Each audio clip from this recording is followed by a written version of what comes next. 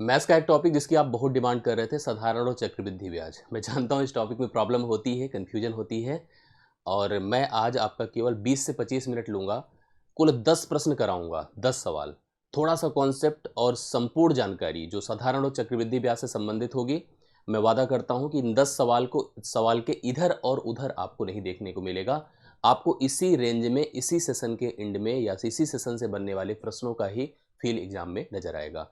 मुझे पूरा भरोसा है कि जितने प्रयास हमने अभी तक आप लोगों के लिए किए वो आपके काम आए होंगे और वह काम सच में 23 के बाद आपको दिखना शुरू हो जाएगा।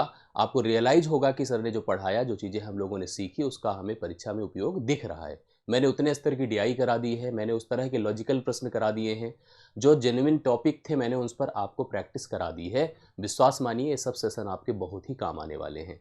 भरोसा रखिए और आप लोग पूरे कॉन्फिडेंस के साथ परीक्षा दीजिए। इस टॉपिक को आप सीखिए और समझ करके इसका भी उपयोग अपनी परीक्षा हाल में करिए। एक ही रिक्वेस्ट रहता है, अगर आपको समझ में चीज़ें आती हैं तो वीडियो को लाइक ज़रूर किया करिए, शेयर ज़रूर किया करिए, चैनल पे नए हो तो सब्सक्राइब ज़रूर कर लीजिएगा।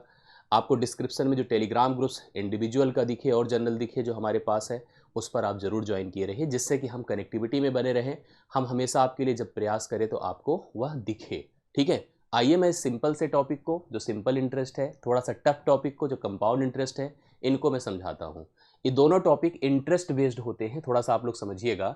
सिंपल एंड कंपाउंड इंटरेस्ट, यहाँ पर एक धन, मूलधन जिसे कहते हैं हम लोग, इसके निवेश या उधार लेने की बात की जाती है। मतलब लेन देन की बात होती है, चाहे हम किसी से उधार लें या किसी को उधार दें।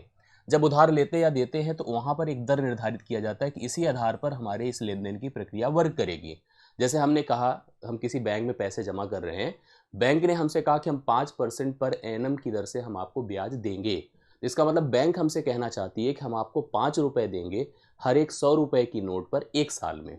मतलब यहाँ पर उस ब्याज को अगर सोचिए, जो ब्याज हम लोग इंटरेस्ट बोलते हैं, दरअसल वह परसेंटेज पर आधारित वृद्धि ही होती है।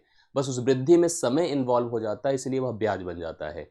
तो बैंक अगर हमसे कहती है कि हम आपको 5% पर एनम की दर से ब्याज देंगे, इसका मतलब बैंक हमसे कहती है कि हम रुपए 5 देंगे एक 100 रुपये पर और 1 वर्ष में देंगे। अब इसी चीज़ को आप बढ़ाते जाइए, अर्थात अगर आप 100 के नोट जितने बढ़ाओगे उसी क्रम में 5 बढ़ेगा, जितने साल बढ़ाओगे उसी क्रम में आपका पैसा, ब्याज आपका बढ़ता चला जाएगा। यह समय यहाँ पर देखिए कंबाइंड है। तो मतलब मैं जब जब ब्याज अपनी बैच में आपको समझाया हूँ तो मैंने हमेशा कहा था कि जो ब्याज होता है वह ब्याज इन दोनों का कम्बिनेशन है, दर और समय का कम्बिनेशन है।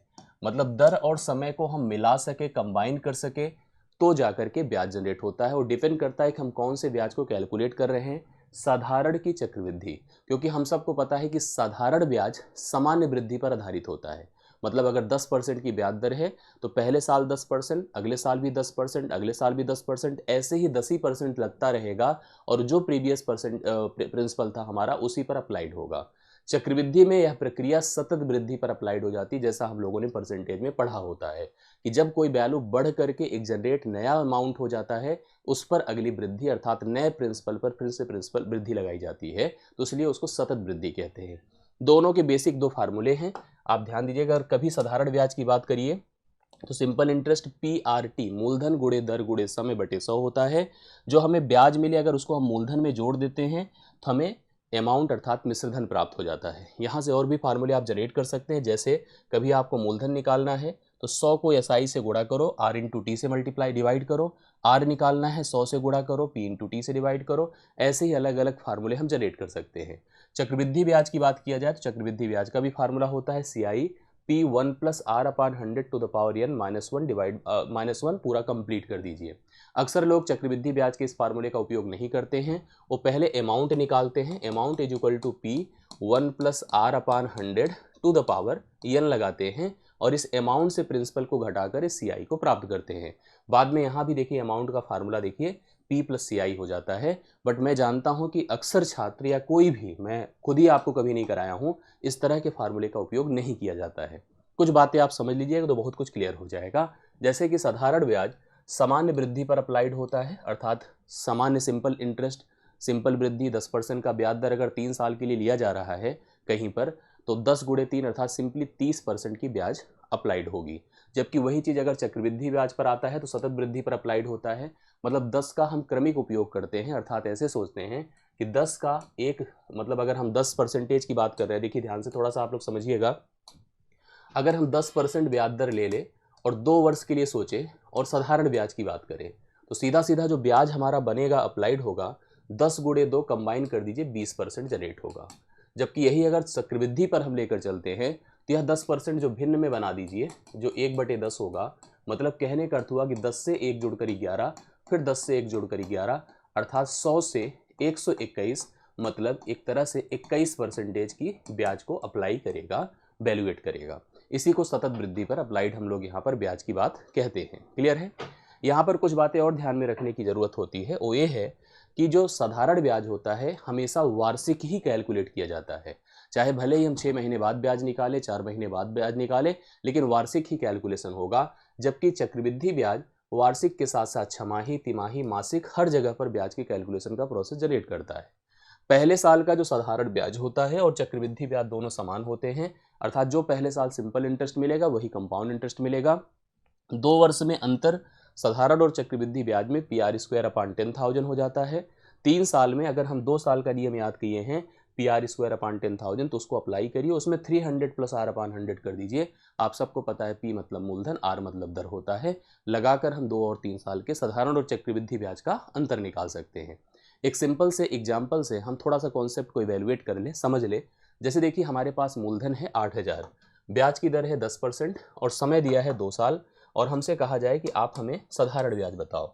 अब साधारण ब्याज में देखिए आपको फार्मूला भी मैंने बताया कि P × R × T/100 होता है। फिर मैं जैसे अगर कभी भी ब्याज में आपको पढ़ाया हूँ, दर और समय को कंबाइन कर दीजिए तो आपको सीधा सीधा ब्याज प्राप्त होता नजर आएगा। किसी भी प्रश्न की बात करा जाए, दर मतलब 10% और 10 दूना कितना होगा 20%।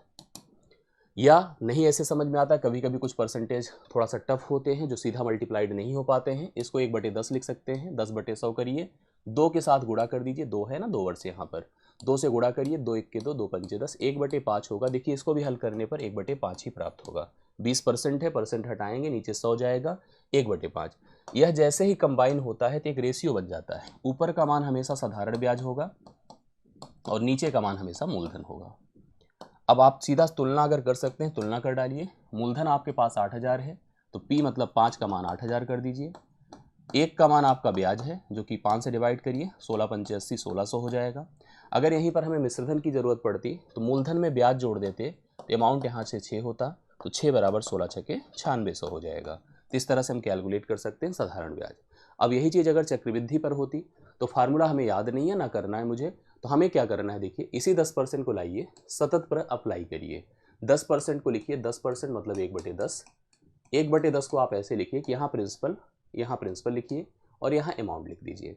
अब आप लिखिए इसको कैसे कि 10 में 1 जुड़कर 11 हो रहा है, फिर 10 में 1 जुड़कर 11 हो रहा है, क्योंकि 2 साल की बात है, 3 साल का भी टर्म बन सकता था। 10 गुणे 2 देखिए यहाँ पर 100 होता है, आप देख पा रहे हैं, और 11 गुणे 11 121 होता है। अर्थात इस समझ में आया होगा कि यह हमारा प्रिंसिपल है और ये हमारा अमाउंट है। प्रिंसिपल से अगर हम अमाउंट घटा दें तो 21 रुपये का ब्याज है। हमारे पास इस प्रश्न में प्रिंसिपल हमको दिया है जो कि 8,000 है, तो हम लिखेंगे 100 बराबर कितना बताइए, 100 बराबर 8,000। और आपको अगर ब्याज ही कैलकुलेट करना है तो आप 21 का मान निकालिए, 2 जीरो ऐसे ही खत्म हो जाएंगे, 21 का गुणा करें, 0, 8 1 के 8, 8 दूना 16, 1680 रुपये का ब्याज प्राप्त होगा। अगर यहीं पर थोड़ा सा चीज़ें और अपडेट कर देता, मान लीजिए जैसे बच्चों के प्रश्न आते हैं कि अगर 2.5 साल की बात होती तो क्या होता। मान लीजिए इसी प्रश्न में जो अभी आप कर रहे हैं, साधारण ब्याज पे तो प्रॉब्लम नहीं होती है, चक्रवृद्धि पर ज़्यादा प्रॉब्लम होती है।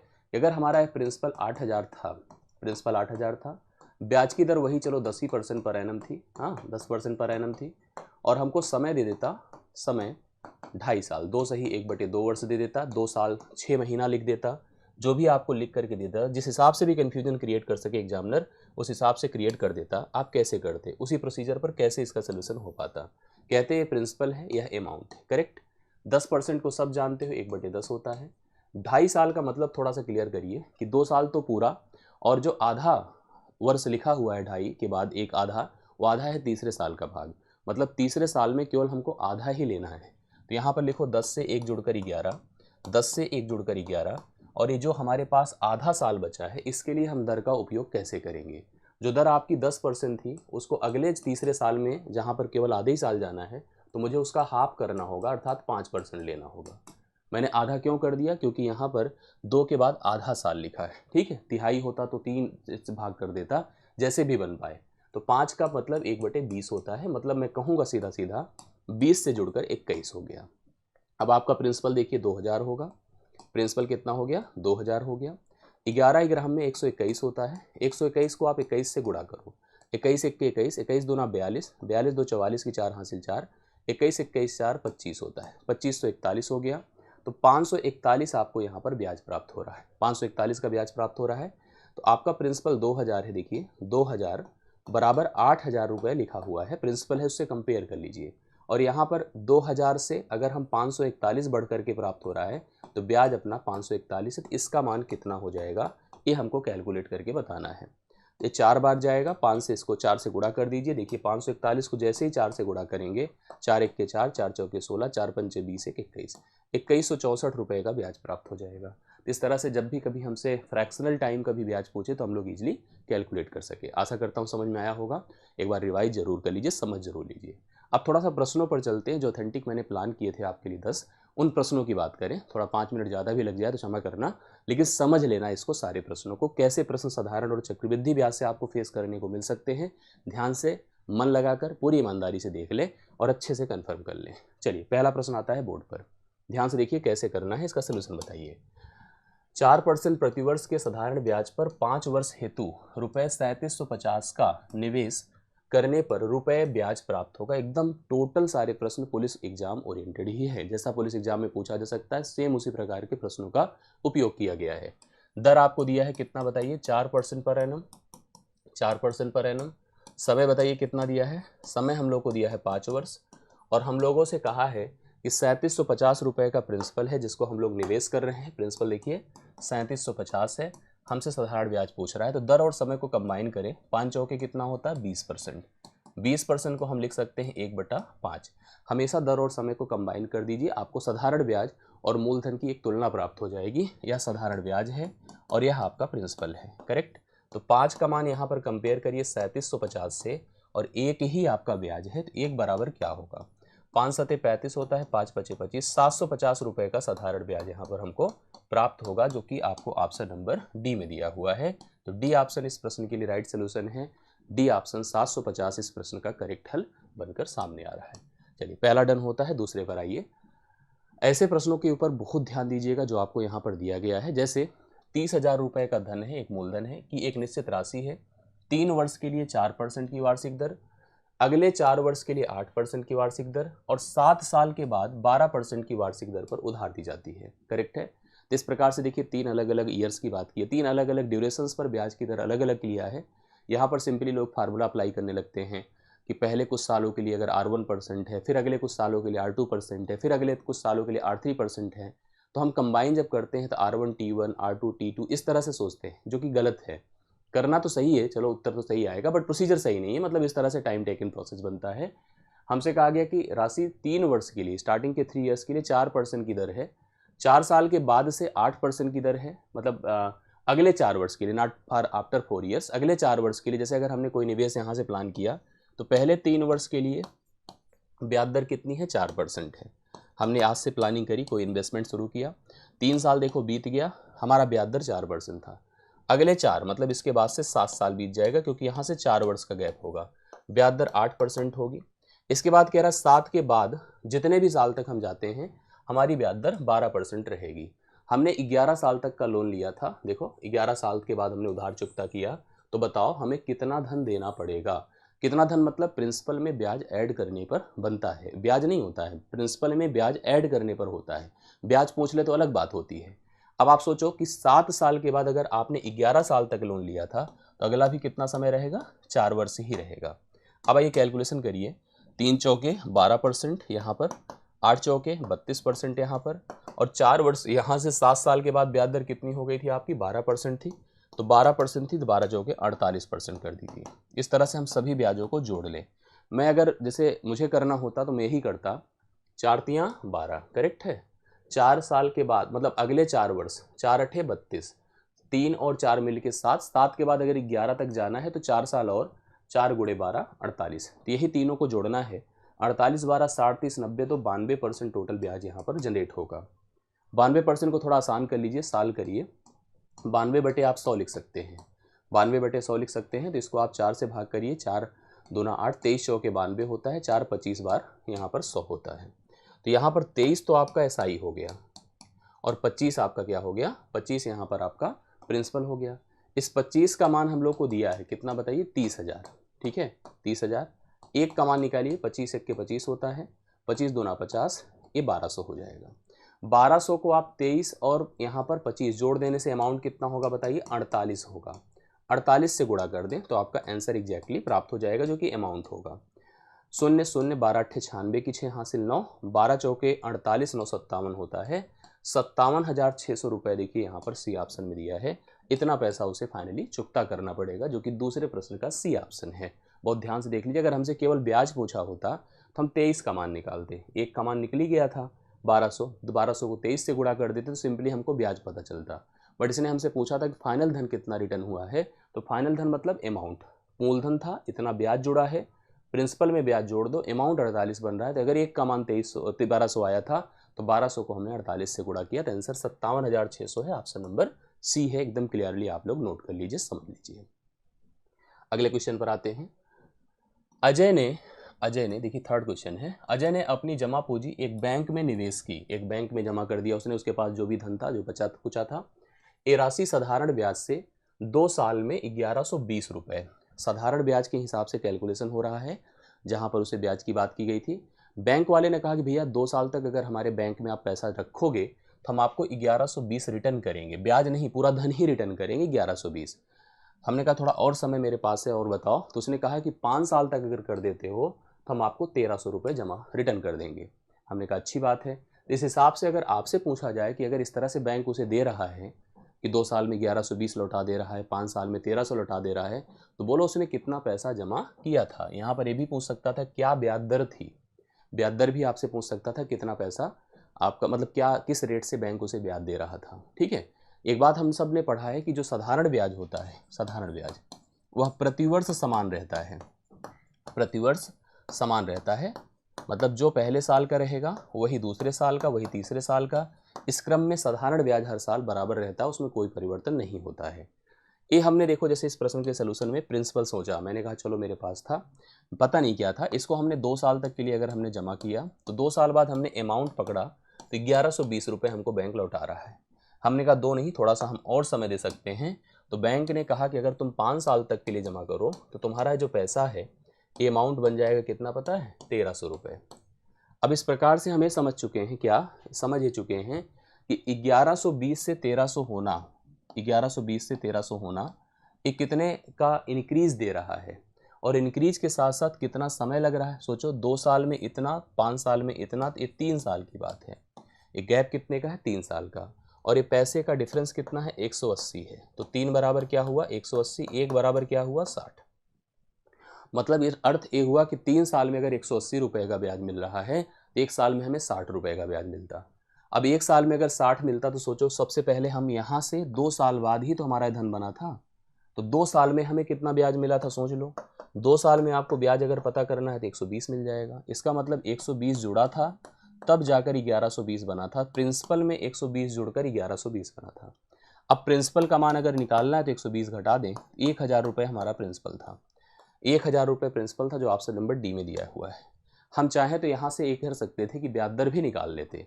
ब्याज दर कैसे निकाल सकते थे भाई, हमको 2 साल में ब्याज पता चल गया, ये देखो 2 साल का समय पता है, ठीक है 2 साल का समय पता है, प्रिंसिपल कन्फर्म ही हो गया। अब आपसे दर करना था, दर और समय को कंबाइन कर दे, उस हिसाब से हम ब्याज दर भी कैलकुलेट कर सकते थे। भाई अगर आपको करना ही था ईजिली कर सकते थे, कोई ऐसी बात नहीं, यहाँ से भी कर सकते थे, कहीं से भी जाके कर सकते थे, मतलब यहाँ भी चाहते तो यहीं से 180 का उपयोग करके कर सकते थे, क्योंकि हमको पता ही है कि ब्याज दर हमेशा बराबर ही होता है। तो आप कैलकुलेट कर सकते थे, आपको दर भी पता चल जाता, समय मतलब मूलधन तो मैंने बता ही दिया।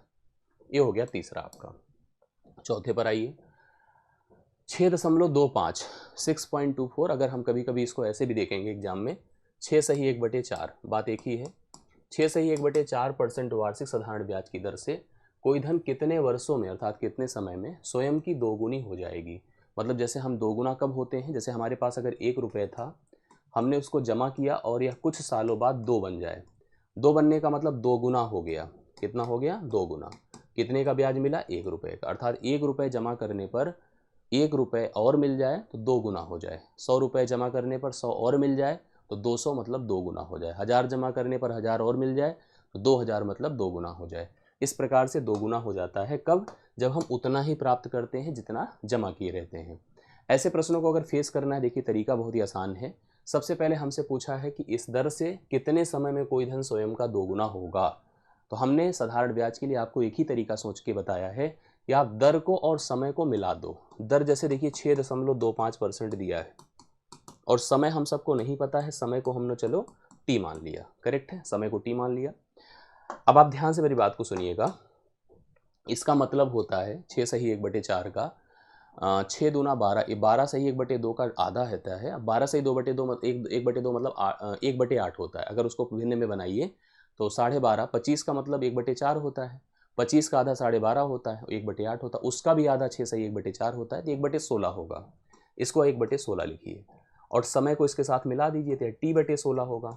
T/16 में T SI होगा और A आपका प्रिंसिपल होगा।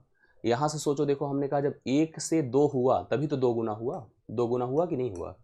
इसका मतलब हम कह रहे हैं कि हमारा 1 रुपये प्रिंसिपल था और 1 ही ब्याज था। तो हम अपनी इस तुलना को देखिए कैसे करेंगे। T/16 जिसमें T SI है और 16 प्रिंसिपल है। एक SI हो एक ही प्रिंसिपल हो, एक SI हो एक ही प्रिंसिपल हो। करेक्ट है। तो यहाँ से सिंपल बन गया कि T का मान कितना हो जाएगा बताइए 16 वर्ष। 16 वर्ष तक आप अपने पैसे को जमा किए रहिए तो जाकर के आपका पैसा स्वयं का 2 गुना होगा। 6 सही 2/1/4% की दर पर, साधारण ब्याज की दर पर। तो चौथा प्रश्न होता है बी ऑप्शन 16 वर्ष इसका राइट सोल्यूशन बन रहा है। आप सभी लोग नोट करें, कंफर्म करें। आप सभी लोग इस तरह के प्रश्नों को डन करके आगे बढ़ें। ठीक है, चलिए अगले प्रश्न पर आते हैं। 5वां नंबर देखिएगा। एक पिता ने 50,000, बहुत बढ़िया क्वेश्चन है, इस तरह का प्रश्न आपको परीक्षा में दिख सकता है। एक पिता ने 50,000 की राशि 5% प्रतिवर्ष साधारण ब्याज पर अपने 2 बेटों के नाम इस प्रकार जमा किया। उसके 2 बेटे थे। अब बेटे दोनों बराबर तो थे नहीं, ट्विंस, जुड़वा होते तो बराबर होते। 2 अलग अलग उम्र के बेटे थे।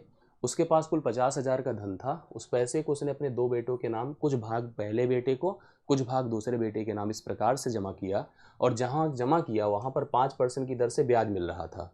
कंडीशन ये है कि पहले बेटे और दूसरे बेटे दोनों को 18 साल की आयु होने पर, जब वो लोग 18 साल के हो जाएंगे तभी पैसे रिटर्न होंगे। आपने देखा होगा कि अक्सर ऐसे जो शो होते हैं जहाँ पर छोटे बच्चे कुछ इनाम जीतते हैं तो कहा जाता है 18 साल होने पर यह पैसा उनके अकाउंट में क्रेडिट होगा। उसके पहले उनके पास वह धन नहीं होना चाहिए। ठीक है, नहीं तो बच्चे नहीं समझ पाएंगे कैसे धन का उपयोग हमें करना है।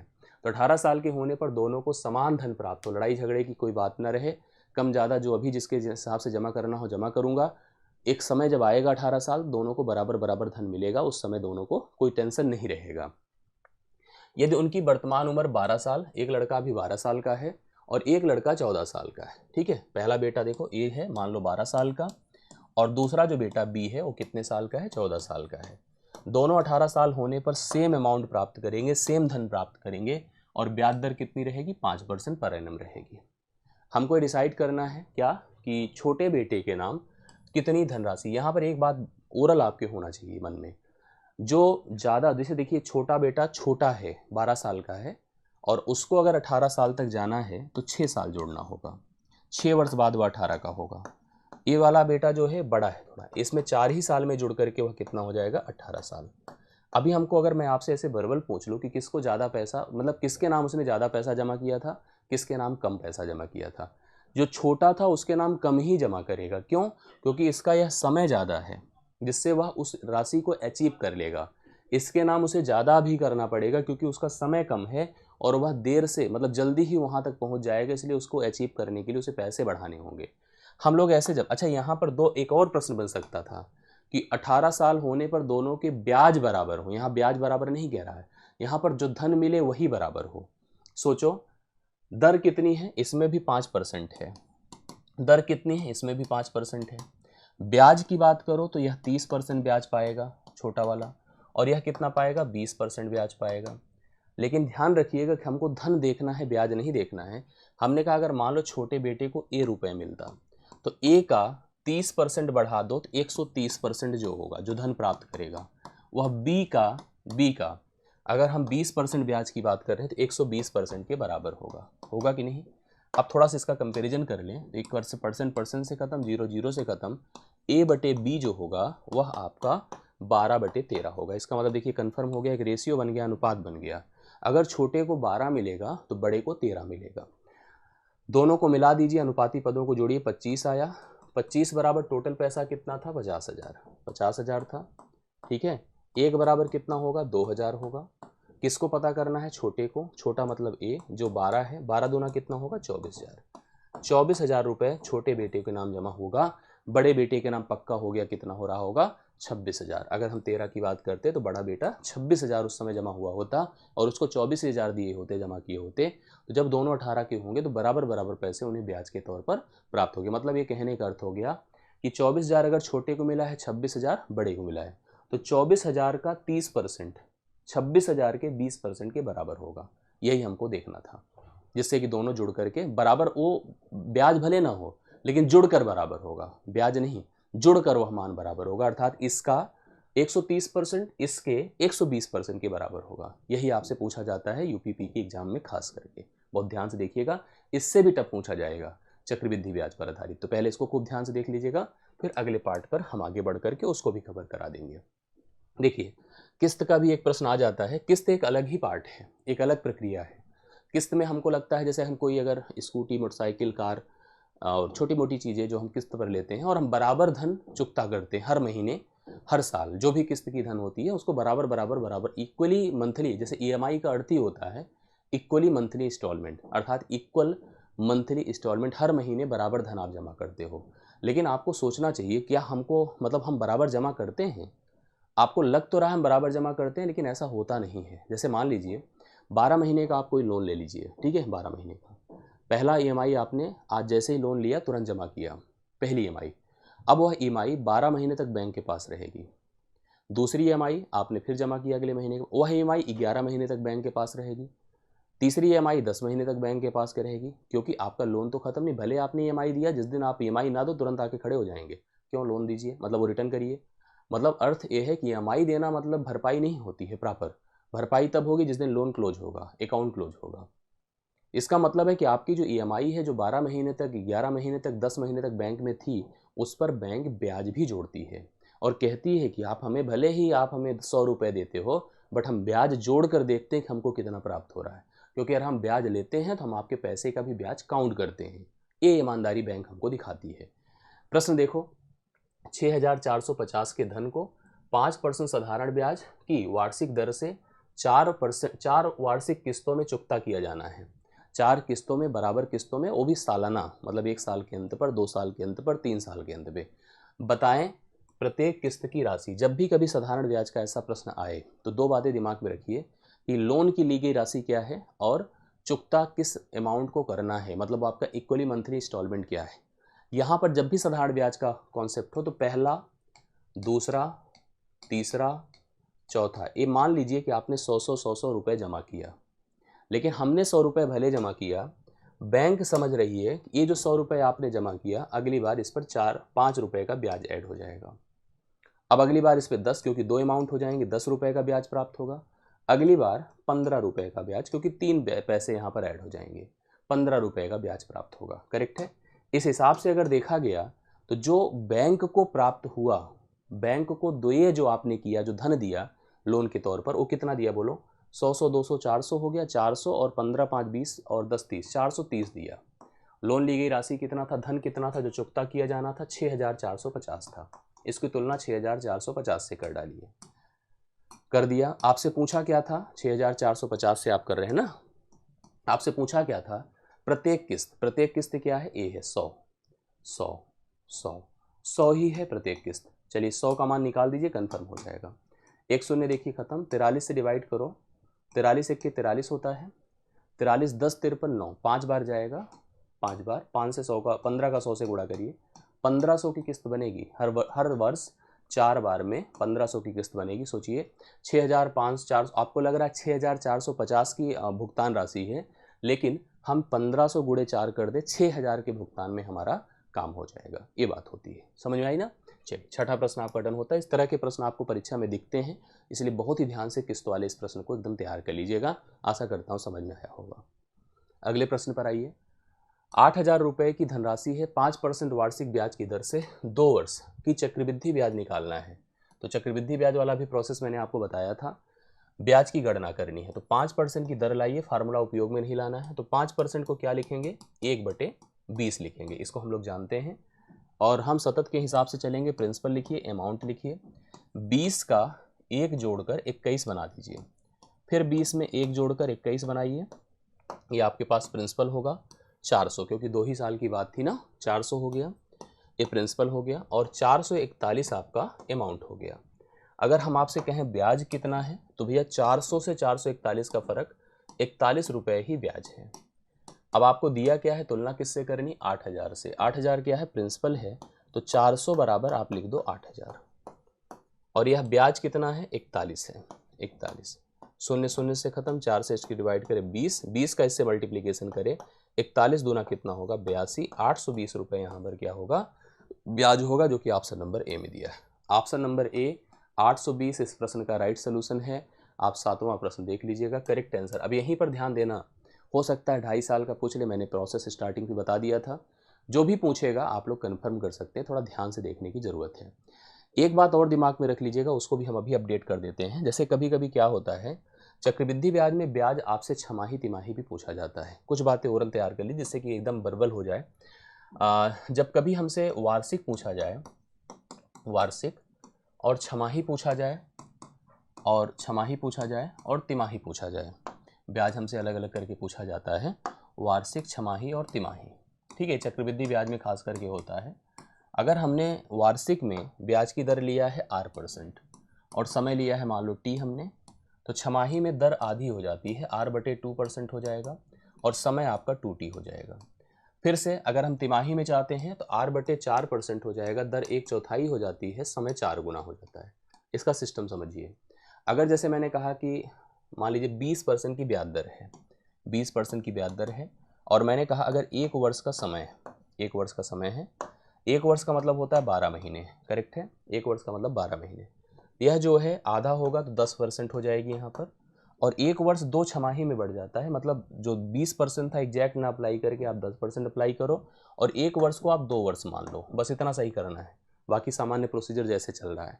इधर चले आइए तो यह 1/4 होगा तो 5% हो जाएगा, और यहाँ पर जो 1 वर्ष है 4 से गुणा होके 4 वर्ष, मतलब 3-3 महीने के कितने साल में गैप होते हैं, 4 बार, तो 4 बार हमें काउंट करना होगा, ब्याज को 4 सतत रूप से अप्लाई करना होगा।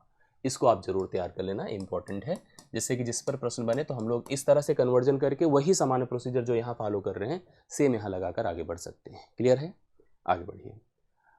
इसको पढ़िएगा, ये गुने वाले प्रश्न आपको परीक्षा में फेस करने को मिल जाते हैं। बहुत ध्यान से आप लोग ध्यान से देखिएगा, कंफर्म करिए। कोई चक्रवृद्धि ब्याज, कोई धनराशि है चक्रवृद्धि ब्याज पर 7 वर्षों में 2 गुना, 2 गुना फिर वही कॉन्सेप्ट है कि 1 रुपये जमा करो 2 बन जाए, 2 करो तो 4 बन जाए, 100 करो 200 बन जाए। लेकिन हम 2 गुने से संतुष्ट नहीं हैं, हम चाहते हैं कि यह पैसा 8 गुना बन जाए। कितना, 8 गुना। कितने समय में हो जाएगा ये बताना है, करेक्ट। आप देखो कैसे कर पाएंगे इसको। हमने लिखा यहाँ पर, जब भी ऐसा प्रश्न आए तो आपको यहाँ लिखना है गुना, यहाँ आपको क्या लिखना है, गुना, ध्यान दीजिएगा, यहाँ लिखना है गुना और यहाँ लिखना है समय। ऐसे किसी भी प्रश्न के लिए बहुत आराम से मोरल आंसर कर सकते हैं, गुना और समय लिख करके। कितना गुना है, बोलिए 2 गुना है। कितने समय में, 7 वर्ष में। अब आप कितने गुने की डिमांड कर रहे हो, 8। कितना समय लगेगा, यही क्वेश्चन मार्क है। कभी कभी समय दे देगा और आपसे गुना पूछ लेगा, कितने इस समय में कितना गुना हो जाएगा। बात एक ही है, अगर एक प्रोसेस समय एक स्टेप क्लियर होता है सब क्लियर हो जाएगा। क्या करो आप, यहाँ पर अगर 2 गुना है तो इसको बेस बना लो, 2 को बेस बना लिए। क्या पावर कर दो कि 8 बन जाएगा, 3 कर दो तो 8 बन जाएगा। कभी कभी भिन्नात्मक पावर भी बन जाता है। इस पावर को ले जाके 3 का 7 से गुणा कर दे, 21 वर्ष लगेगा, 21 वर्ष। 21 वर्ष में वह पैसा आपका 8 गुना हो जाएगा। B option right solution. Clear है।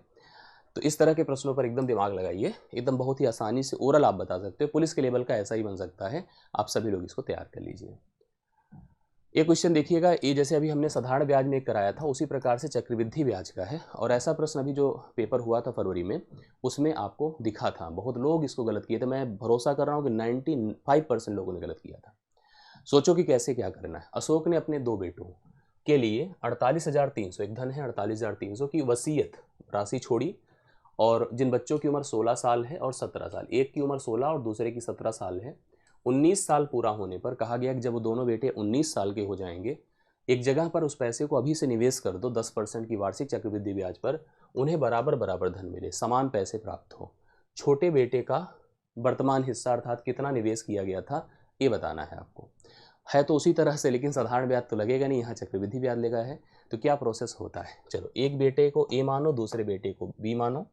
अब इसको सोचो तो जो छोटा बेटा है अभी 17 साल का है ना, 17 वर्ष का है, और बड़ा बेटा कितने साल का है, सॉरी छोटा बेटा 16 साल का है और बड़ा बेटा कितने साल का है, 17 साल का है। फिर वही कॉन्सेप्ट है जैसे वहाँ पर किया था भाई, इसके लिए 19 साल होने में 3 साल का गैप है, 3 साल का 19 साल में होने में है, जबकि इसके लिए सोचा जाए 2 ही साल की बात है ना। फिर वही की स्थिति है कि जिसके पास समय ज़्यादा है उसका पैसा कम रहेगा, दिया जाएगा, और जिसके पास समय कम रहेगा उसको पैसे ज़्यादा दिए जाएंगे। बट यहाँ ये स्थिति नहीं है कि आप वही दर ले लो, दर कितना है 10, और सीधा आप सोचो कि 10 गुणे 3 कर दें और 10 गुणे 2 कर दें, गलत हो जाएगा। यहाँ पर आपको क्या है कि सतत का अप्रोच होता है। सतत के अप्रोच में क्या करना होगा, जैसे ए ले लें, हम साफ साफ देख रहे हैं ए का 3 साल की बात है, तो आपको क्या करना पड़ेगा पता है, जैसे हम 10% को ऐसे लिखते हैं, 1/10 लिखते हैं ना, 1/10 लिखते हैं, और 10 में 1 जुड़कर कितना होगा बताइए, 11 होगा। 10 में 1 जुड़कर 11 होगा, तो आप इसको लिखो 11 का क्यूब डिवाइड बाई 10 का क्यूब। जैसे अगर हमें ब्याज निकालना होता तो ऐसे तो करते हैं ना कि 10 से 1 11, 10 से 1 11, 10 से 1 11, यही तो करते हैं ना, तभी तो निकलता। तो वही मैंने कहा भाई 11 का क्यूब हुआ, 10 का क्यूब हुआ। जबकि इधर अगर चले आए बी को ले लिया, और बी के लिए 2 ही साल की बात है, तो हम यहाँ पर लिखेंगे 11 का वर्ग बटे 10 का वर्ग, यही कर दिया हम लोगों ने। अब इससे दोनों के धनों की तुलना हो जाएगी, क्योंकि हमें बराबर रखना है, दोनों को बराबर प्राप्त होना है। अब सुनो, 11 की पावर 2 है, इसकी पावर को खत्म करेगा केवल 11 बचेगा, यह भी इसकी पावर को खत्म करेगा केवल 10 बचेगा। अब 10 उधर, जैसे अब यहाँ लिखो a बटे बी, तो 10 उधर जाएगा, 11 इधर आएगा, मतलब हिस्से देखिए कैसे बन गए। छोटे का, मैं पहले ही कह रहा था, इसका छोटे का ज़्यादा कम ही रहेगा, बड़े का ज़्यादा रहेगा। क्यों, क्योंकि इसके पास समय ज़्यादा था, उसके पास समय कम था। अब ये छोटे का हिस्सा है, बड़े का हिस्सा, दोनों को जोड़ो 21 हुआ। 21 का मान कितना धन था वसीयत में, 48,300। किसका हिस्सा, छोटे का, छोटा कितना पा रहा है 10, यही हिस्सा निकाल दीजिए और ये प्रश्न तैयार कर लेना। 21 दूना 42 होता है, 21 तियाँ 63, 2300 हो गया। 2300 को 10 से गुणा कर दें, 23,000 रुपये। छोटे बेटे को 23,000 रुपये दिया गया था उस समय, जब वहाँ पर यह निवेश प्लान किया गया था, तो छोटे बेटे को 23,000 रुपये दिया गया था। यहीं अगर बड़े का निकालना होता तो 11 से गुणा करते, तो बड़े बेटे का धन आ जाता। बड़े का वैसे ही ज़्यादा होता, क्योंकि बड़े के पास समय कम है, छोटे के पास समय ज़्यादा था।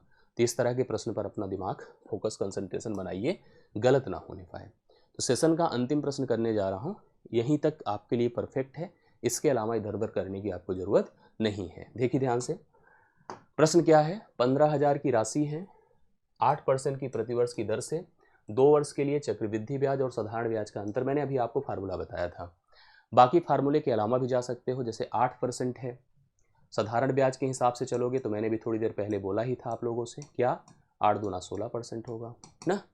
और अगर हम चक्रवृद्धि ब्याज के हिसाब से जाते हैं तो 8% है, सतत का अगर उपयोग करो तो एक फार्मूला वो भी होता है a + b + ab divide by 100। तो a + b + ab मतलब 8 × 8 = 64/100।